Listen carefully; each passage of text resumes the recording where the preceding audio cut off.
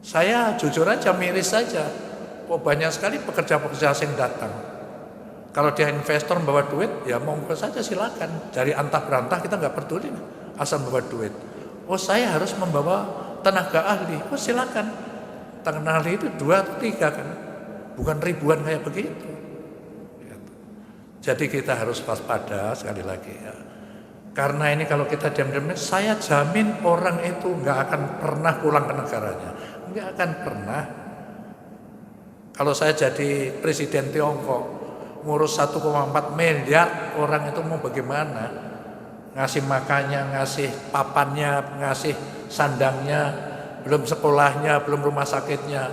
Nggak akan mampu, Pak.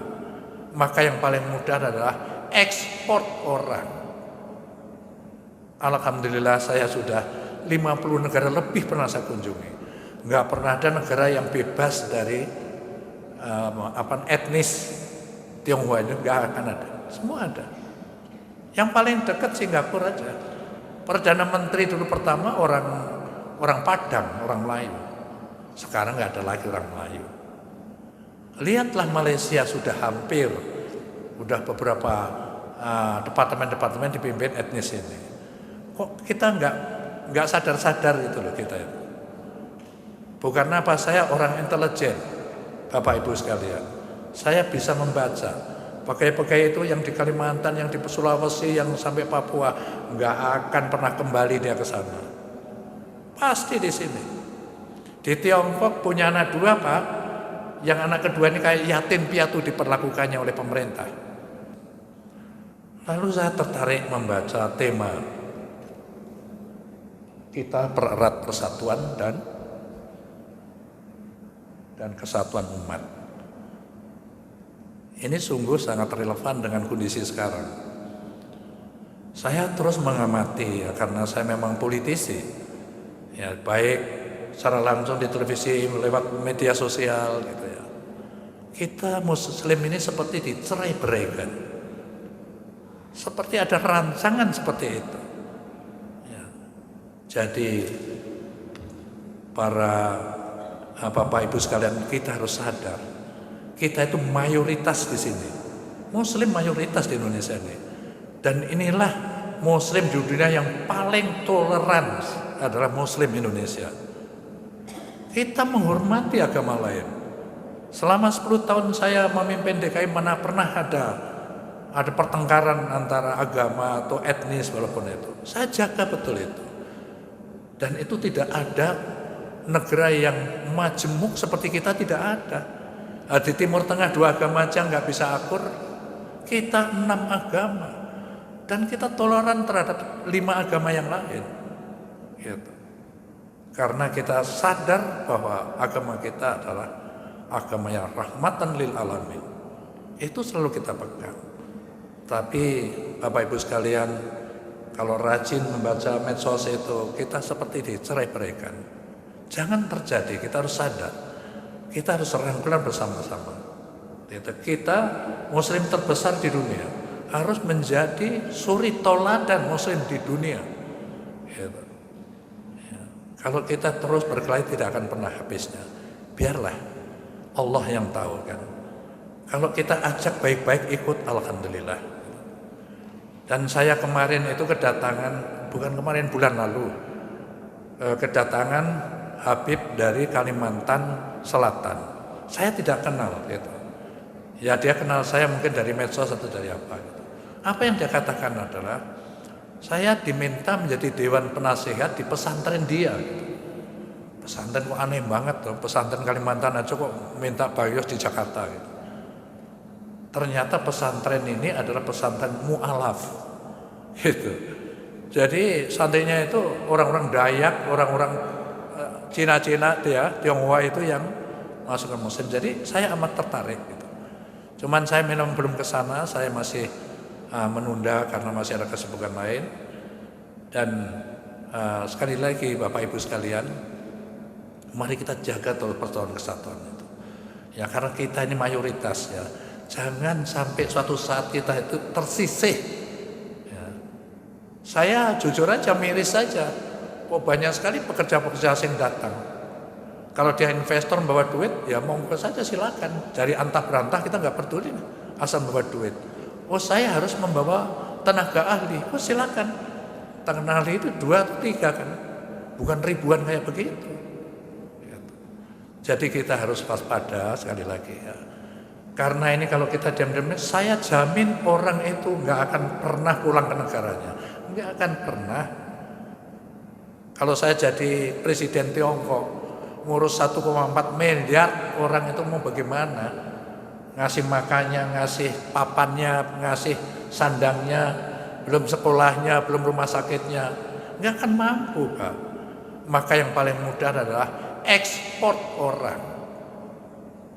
Alhamdulillah saya sudah 50 negara lebih pernah saya kunjungi. Nggak pernah ada negara yang bebas dari etnis Tionghoa itu, nggak akan ada. Semua ada.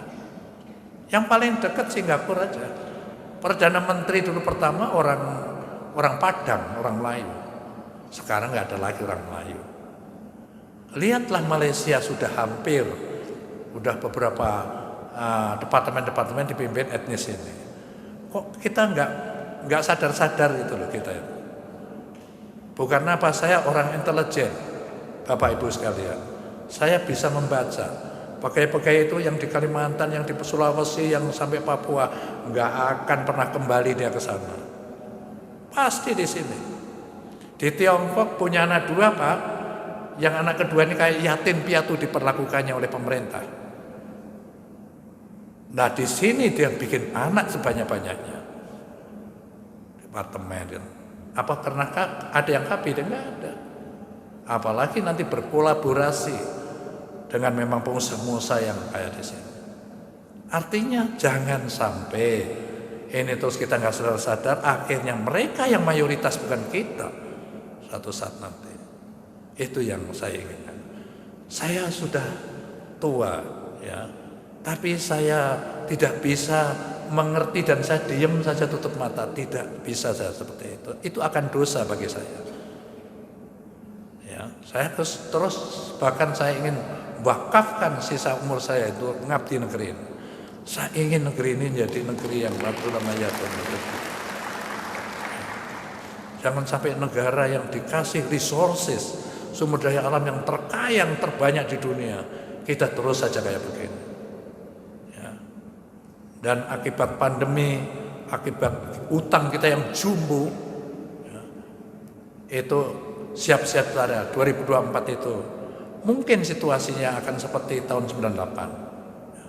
Artinya kalau itu terjadi, ya tentu seorang intelijen mesti mengantisipasinya yang terburuk bukan yang terbaik. Yang terbaik kita udah rokokan aja nggak masalah.